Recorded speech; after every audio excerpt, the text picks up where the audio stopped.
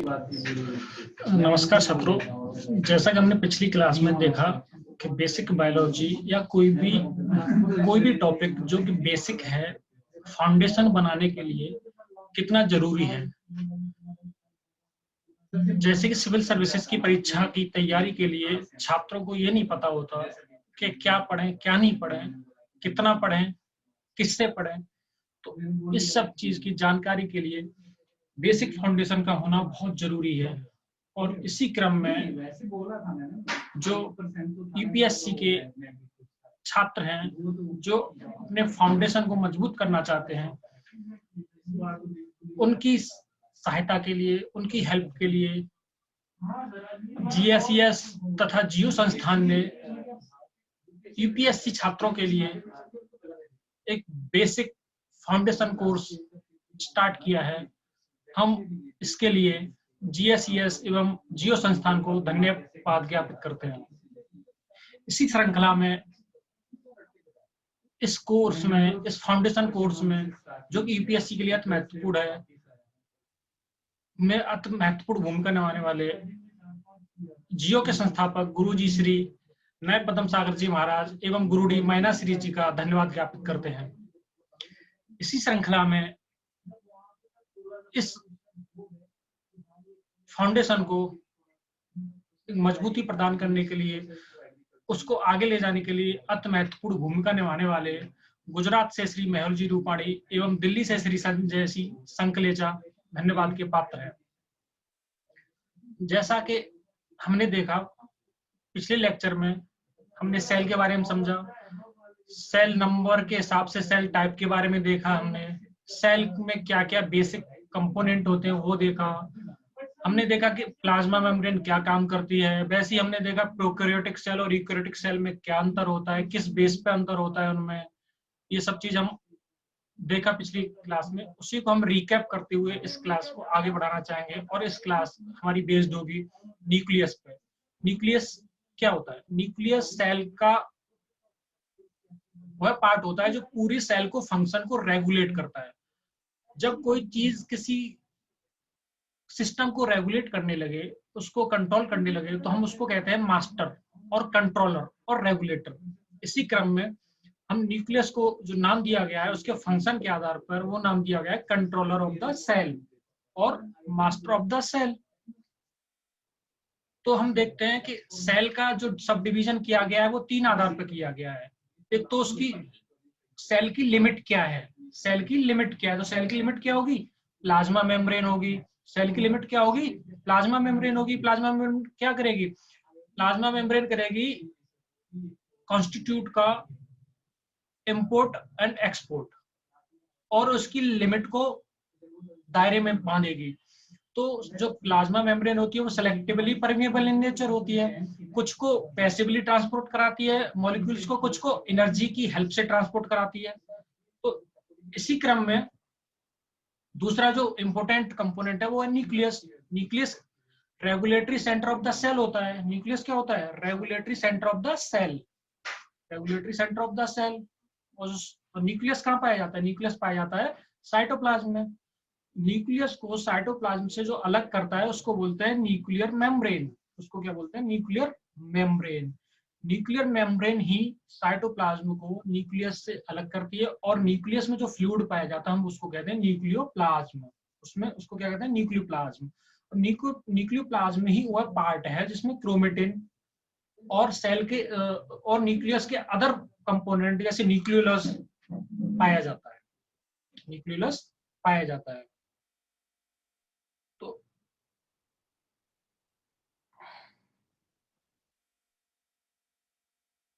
जैसे हमने last class में देखा था कि न्यूक्लियस की खोज किसने की थी? न्यूक्लियस की खोज किसने की थी? रॉबर्ट ब्राउन नाम के एक साइंटिस्ट थे। रॉबर्ट ब्राउन नाम के एक साइंटिस्ट थे, उन्होंने न्यूक्लियस की सबसे पहले खोज की थी। न्यूक्लियस की सबसे पहले खोज की थी। न्यूक्लियस जो वर्ड आया है वो आया है लैटिन वर्ड से। हमने जैसे पिछले क्लास में डिस्कस किया था, किसी टॉपिक को पढ़ने के लिए उसकी टर्मिनोलॉजी को तोड़ना बहुत आवश्यक है। और खासकर यूपीएससी जैसे एग्जाम में यदि आप टर्मिनोलॉजी को तोड़ना सीख गए तो 3 से 4 क्वेश्चन इजीली निकाल सकते हो। 3 से 4 क्वेश्चन इजीली निकाल सकते हो। तो न्यूक्लियस जो वर्ड आया है वो लैटिन लैंग्वेज से आया है, लैटिन लैंग्वेज से आया है, जिसका मतलब होता है कर्नल, जिसका मतलब होता है colonel.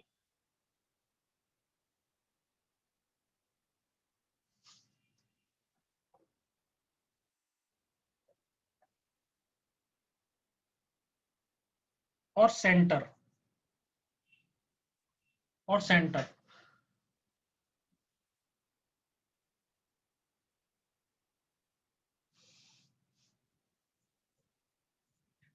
Eukaryotic cell usually have a single nucleus. Eukaryotic cells में मोस्टली सिंगल न्यूक्लियस होता है, लेकिन कुछ कुछ सेल्स ऐसी होती हैं जहां एक से ज्यादा न्यूक्लियस होता है, एक से ज्यादा न्यूक्लियस होता है। उस कंडीशन को हम बोलते हैं सीनोसिटिक कंडीशन। उसको क्या बोलते हैं? Coenocytic condition. Coenocytic condition. जिस सेल्स में एक से ज्यादा न्यूक्लियस होता है हम उस कंडीशन को बोलते हैं सीनोसिटिक कंडीशन।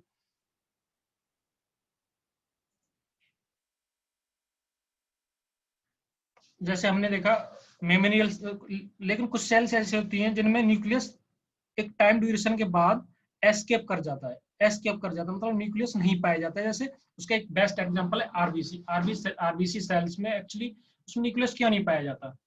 क्योंकि उसका एक लाइफ स्पान शॉर्ट होता है। लाइफ स्पान शॉर्ट होता है, उस लाइफ स्पान में उसको बहुत ज्यादा प्रोटीन कैरी करना पड़ता है, बहुत ज्यादा प्रोटीन कैरी करना पड़ता है, जो कि उस आरबीसी का एक महत्वपूर्ण प्रोटीन है हीमोग्लोबिन प्रोटीन। हीमोग्लोबिन प्रोटीन जिसका फंक्शन क्या होता है ब्लड में? ऑक्सीजन को कैरी करना और गैसियस एक्सचेंज में रोल प्ले करना, गैसियस एक्सचेंज में रोल प्ले करना। वैसे ही ऑस्टियोक्लास्ट सेल्स होती हैं जो कि ह्यूमन में बॉन्स बनाती हैं, ह्यूमंस में बॉन्स बनाती हैं। उनमें बहुत सारे न्यूक्लियस पाए जाते हैं, उनमें बहुत सारे न्यूक्लियस पाए जाते हैं।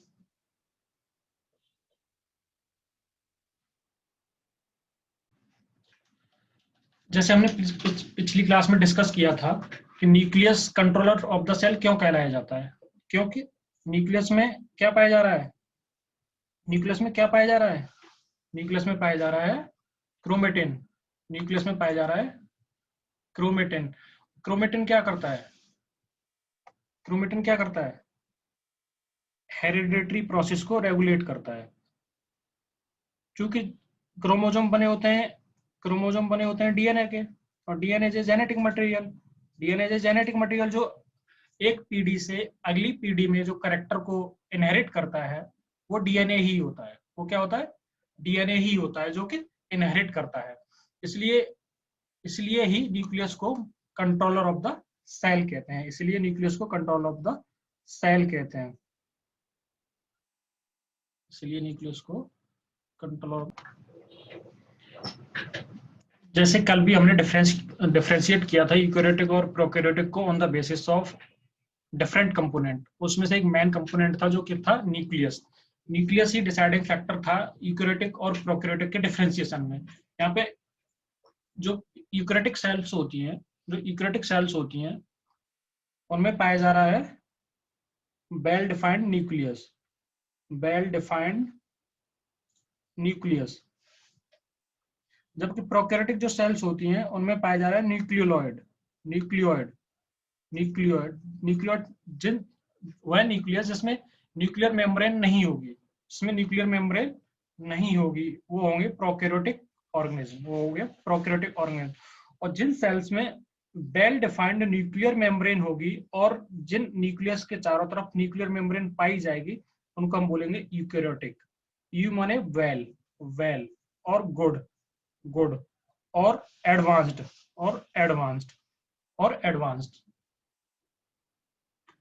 ये बेसिक डायग्राम है न्यूक्लियस का, न्यूक्लियस का, जिसमें सबसे आउटर इसमें मेम्ब्रेन होगी, मेम्ब्रेन डुअल मेम्ब्रेन होगी, डुअल मेम्ब्रेन होगी,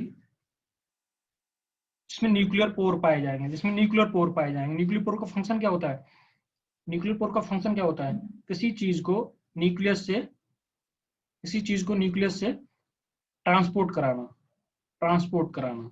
जैसे इंपोर्ट कराना या एक्सपोर्ट कराना, इंपोर्ट कराना और एक्सपोर्ट कराना। जैसे न्यूक्लियस है जिसमें राइबोसोम बनता है, न्यूक्लियस ही है जिसमें राइबोसोम बनता है। तो राइबोसोम न्यूक्लियस से प्रोटीन सिंथेसिस करने के लिए कहाँ आएगा, साइटोप्लाज्म में आएगा। कहाँ आएगा, साइटोप्लाज्म में आएगा। और साइटोप्लाज्म में किसके द्वारा आएगा, वो आएगा न्यूक्लियर पोर के द्वारा। वो किसके द्वारा आएगा, न्यूक्लियर पोर के द्वारा।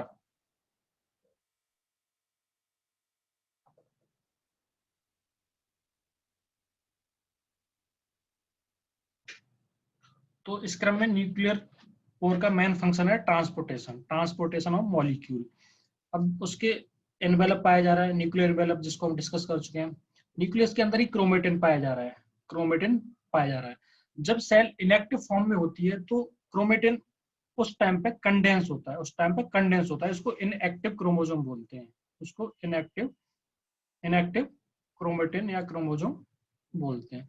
क्योंकि इनएक्टिव फॉर्म में सेल को किसी भी प्रोटीन वगैरह की जरूरत होती नहीं है। न्यूक्लियस के अंदर ही पाया जाता है न्यूक्लियोलस।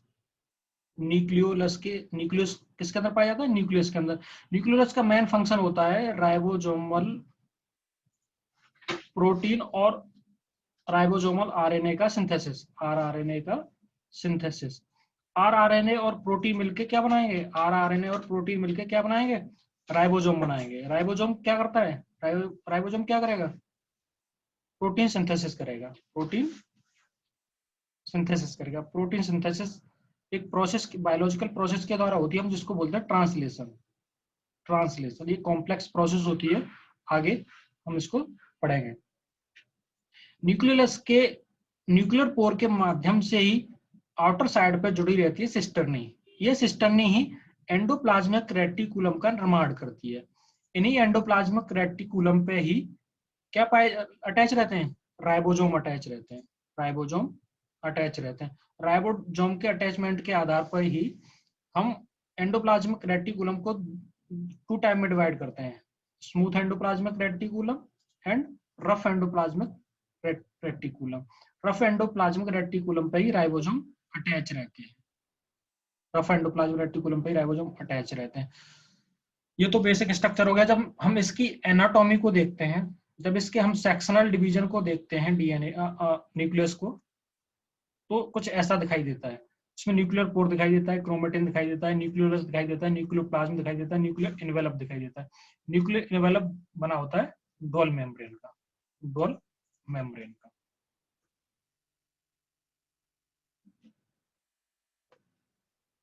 जो हम ये डायग्राम देख रहे हैं, ये ट्रांसमिशन इलेक्ट्रॉनिक माइक्रोस्कोप के द्वारा लिया गया है, जिसको टैम बोलते हैं। टैम के द्वारा ही इसकी सेक्शनल कटिंग को देखा जाता है, जो कि वेल डिफाइंड होती है, जो कि वेल डिफाइंड होती है। इसमें रफ एंडोप्लाज्मिक रेटिकुलम दिखाई देता है, न्यूक्लियस भी दिखाई, न्यूक्लियस के अंदर न्यूक्लियर पोर क्लियरली दिखाई देते हैं, न्यूक्लियोलस दिखाई देता है, क्रोमेटिन दिखाई देता है, और पोर कॉम्प्लेक्स जो बना होता है, पोर कॉम्प्लेक्स भी दिखाई देता है। पोर कॉम्प्लेक्स डिफरेंट प्रोटीन का बना होता है। ये इस डायग्राम में दिखाया गया है कि कैसे पोर कॉम्प्लेक्स के द्वारा राइबोसोम न्यूक्लियोप्लाज्म से साइटोप्लाज्म की तरफ मूव कर रहा है, साइटोप्लाज्म की तरफ मूव कर रहा है, क्योंकि साइटोप्लाज्म में ही प्रोटीन सिंथेसिस होनी होती है, साइटोप्लाज्म में ही प्रोटीन सिंथेसिस होनी होती है। से न्यूक्लियर मेम्ब्रेन, जैसे हमने देखा था कि सेल की आउटर लेयर जो किसकी बनी थी, फास्फोलिपिड की बनी थी, फास्फोलिपिड की बनी थी। वैसे ही यहाँ पे भी न्यूक्लियर मेम्ब्रेन किसकी बनी होती है, फास्फोलिपिड की बनी होती है। लेकिन वहां पे डिफरेंट ये था न्यूक्लियर मेम्ब्रेन में और प्लाज्मा मेम्ब्रेन में, कि वहां पे मोज़ेक मॉडल फॉलो हो रहा था, वहां पे मोज़ेक मॉडल फॉलो हो रहा था, जो कि यहाँ पे नहीं होगा। क्योंकि यहाँ पे एक इंटरवल पे, एक प्रॉपर इंटरवल पे क्या पाए जा रहे हैं, न्यूक्लियर पोर पाए जा रहे हैं, न्यूक्लियर पोर पाए जा रहे हैं, जो कि सेल मेम्ब्रेन में नहीं पाए जा रहे थे, सेल मेम्ब्रेन में नहीं पाए जा रहे थे। अब फास्फोलिपिड बाइलेयर है, जो कि न्यूक्लियस के शेप को मेंटेन रखता है, जो कि न्यूक्लियस के शेप को मेंटेन रखता है और न्यूक्लियस से एक्सपोर्ट और इम्पोर्ट कराता है। आउटर मेम्ब्रेन जो होता है, जैसे हमें अभी डिस्कस किया था, एंडोप्लाज्म रेटिकुलम के साथ कनेक्टेड रहता है, एंडोप्लाज्म रेटिकुलम के साथ कनेक्टेड रहता है। ये कंट्रोल करता है enter and leave from nucleus, जैसे बात कर चुके हैं हम। Encloses all the chromosome, chromosome nuclear membrane के अंदर ही पाए जाएंगे, न्यूक्लियर मेम्ब्रेन के अंदर ही पाए जाएंगे। जो ये लिपिड बाइलेयर लेयर होता है, लिपिड बाइलेयर के अंदर स्पेस होता है, उसमें फ्लूइड पाया जाता है, जिसमें फ्लूइड पाया जाता है, हम उस फ्लूइड को क्या बोलते हैं, पेरीन्यूक्लियर फ्लूइड, और उस स्पेस को बोला जाता है पेरीन्यूक्लियर स्पेस, पेरीन्यूक्लियर स्पेस, और जो उसमें लिक्विड पाया जाता है उसको बोलते हैं पेरीन्यूक्लियर फ्लूइड, पेरीन्यूक्लियर फ्लूइड। जो मेन इंपोर्टेंट कंपोनेंट है इसका वो न्यूक्लियोप्लाज्म, न्यूक्लियोप्लाज्म, चूंकि न्यूक्लियस को लैटिन वर्ड कैरियन से आया है, कैरियन से आया है, इसलिए हम इसको कैरियोप्लाज्म भी बोल रहे हैं, इसको कैरियोप्लाज्म भी बोल रहे हैं, इसको कैरियोप्लाज्म भी बोल रहे हैं। जो इसमें फ्लूइड पाया जाता है वो सेमी एक्वस इन नेचर होता है, सेमी एक्वस इन नेचर होता है, जो कि साइटोप्लाज्म से डिफर करता है, जो कि साइटोप्लाज्म से डिफर करता है, क्योंकि साइटोप्लाज्म एक लार्ज एरिया में पाया जाता है, ये एक स्पेसिफाइड डिफाइंड एरिया में पाया जाता है, तो उसका वॉल्यूम और इसका वॉल्यूम, इसका कंस्टिट्यूएंट और उसके कंस्टिट्यूएंट दोनों अलग अलग हो जाते हैं। क्योंकि साइटोप्लाज्म में बहुत सारी प्रोसेस हो रही हैं, लेकिन न्यूक्लियोप्लाज्म में लिमिटेड प्रोसेस हो रही हैं। इसमें जो सेमीक्वस मटेरियल होता है, इसमें साल्ट पाए जाएंगे, एंजाइम्स पाए जाएंगे, कुछ ऑर्गेनिक मॉलिक्यूल पाए जाएंगे, suspended within the semiaqueous medium. अब डीएनए आरएनए क्या है, डीएनए आरएनए क्या है, डीएनए आरएनए अल्टीमेटली क्या है, ऑर्गेनिक मॉलिक्यूल है, तो ये डीएनए आरएनए यहाँ पे ऑर्गेनिक मॉलिक्यूल के फॉर्म में पाए जाएंगे। न्यूक्लियोप्लाज्म में ही न्यूक्लियोलस पाया जाता है, क्रोमोसोम जैसे बात कर चुके हैं हम, और न्यूक्लियोप्लाज्म में ही डिफरेंट कंपोनेंट जो न्यूक्लियस के अंदर पाए जाते हैं, जैसे क्रोमोसोम हो गया, न्यूक्लियोलस हो गया, वो न्यूक्लियोप्लाज्म ही इनको प्रोटेक्ट करने का काम करता है, इनको प्रोटेक्ट करने का काम करता है। It also support the nucleus by helping to maintain its shape, जैसे हमने देखा था न्यूक्लियर मेम्ब्रेन भी क्या कर रही थी, शेप को मेंटेन कर रही थी, वहीं पे न्यूक्लियर मेम्ब्रेन के साथ साथ न्यूक्लियोप्लाज्म भी न्यूक्लियोप्लाज्म न्यूक्लियस के शेप को मेंटेन करता है, न्यूक्लियस की शेप को मेंटेन करता है, क्या क्या, न्यूक्लियोप्लाज्म प्लस न्यूक्लियर मेम्ब्रेन। और सब्सटेंस एक्सचेंज की तो बात हम कर चुके हैं, जो साइटोप्लाज्म से न्यूक्लियोप्लाज्म में आ रहे थे और न्यूक्लियोप्लाज्म से साइटोप्लाज्म में जा रहे थे।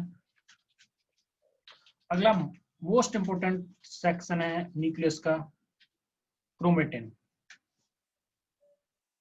क्या है, क्रोमेटिन। क्रोमेटिन ही वह पार्ट है जो डीएनए का बना होता है, डीएनए का बना होता है, और डीएनए क्या है, जेनेटिक मटेरियल, डीएनए क्या है, जेनेटिक मटेरियल, जो इनहेरिटेंस में रोल प्ले करता है, इनहेरिटेंस में रोल प्ले करता है। इनहेरिटेंस वह प्रोसेस जिसके द्वारा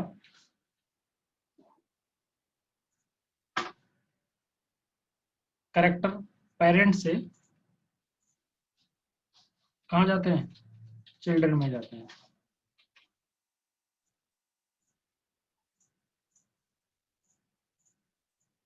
जेनेटिक कैरेक्टर पेरेंट से चाइल्ड में जाते हैं, जो कि क्रोमेटिन डीएनए मॉलिक्यूल का बना होता है, जो सेल की सभी एक्टिविटीज को रेगुलेट करता है, सभी एक्टिविटीज को रेगुलेट करता है, सेल की सभी एक्टिव, जैसे डीएनए क्या करता है, डीएनए का एक बनाएगा एमआरएनए, एमआरएनए एक आरएनए टाइप होता है जो किससे बनता है, डीएनए से बनता है, और एमआरएनए फिर क्या बनाएगा, प्रोटीन बनाएगा,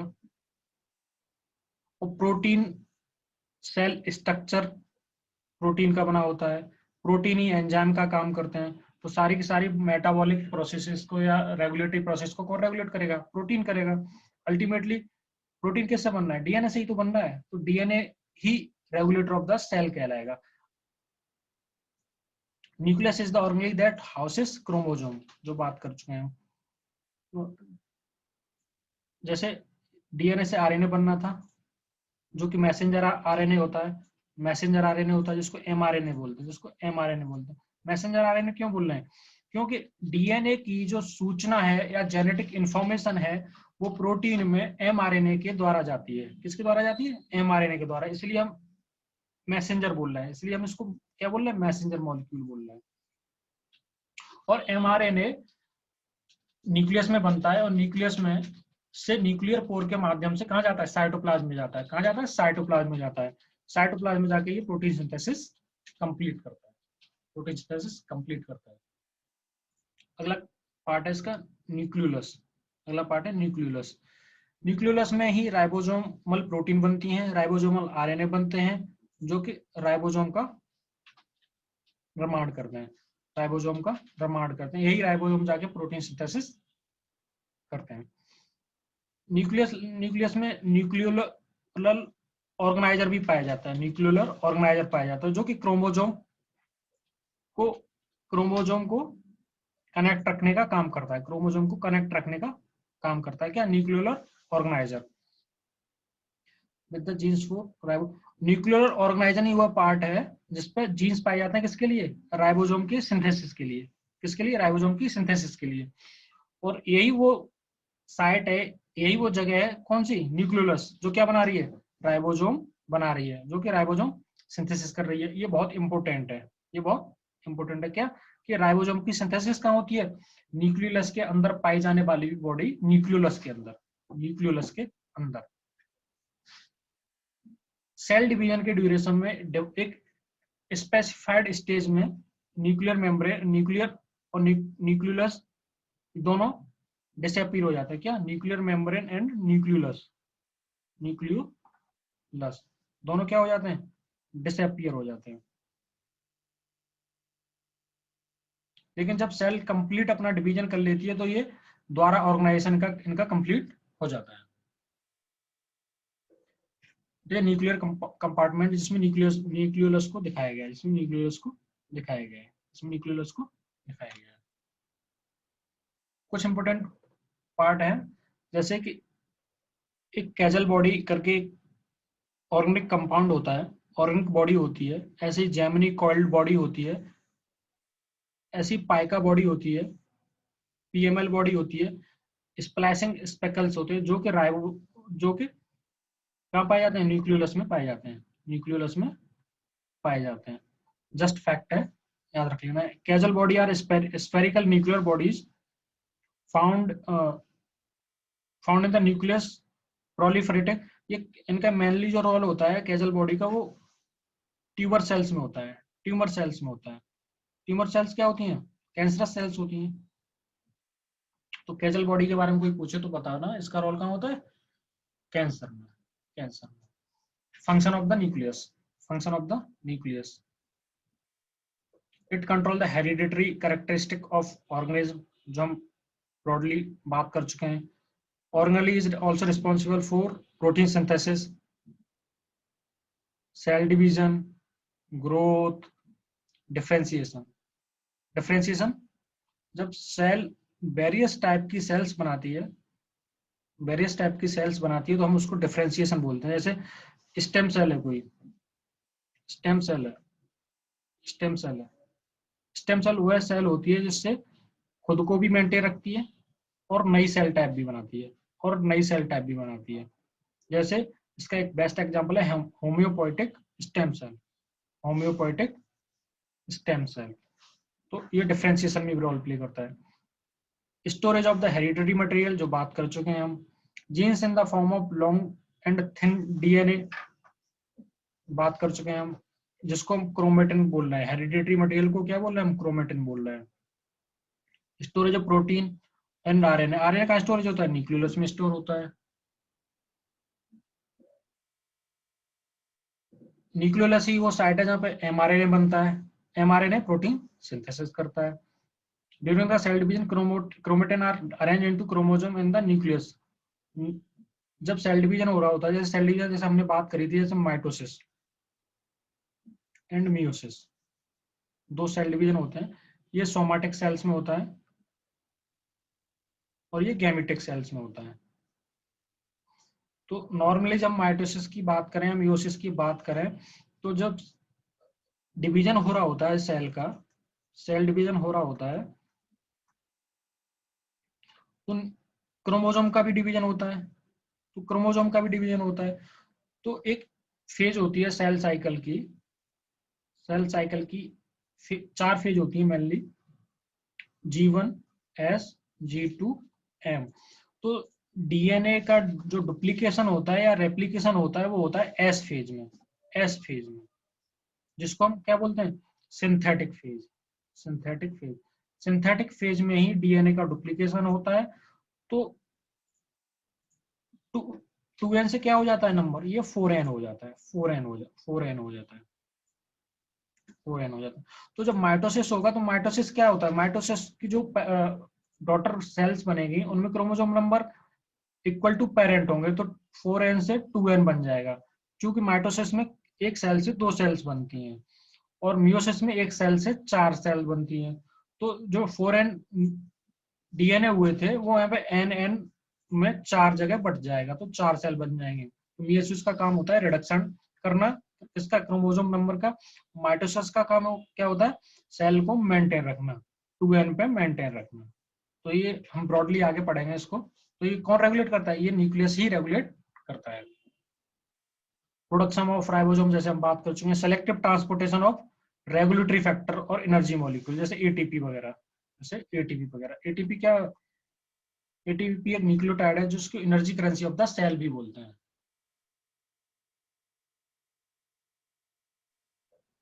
आज की क्लास हम यही खत्म करते हैं। आगे हम कैसे देखेंगे, जैसे देखेंगे जेनेटिक मटेरियल और its type, are DNA and RNA. DNA क्या होता है, आरएनए क्या होता है, इसकी स्ट्रक्चर क्या है, फंक्शन क्या है। तो ये हाल ही के दिनों में डीएनए एंड आरएनए चर्चा में क्यों रहे हैं, वो सब चीज हम रिलेटेड टॉपिक नेक्स्ट क्लास में डील करेंगे। धन्यवाद।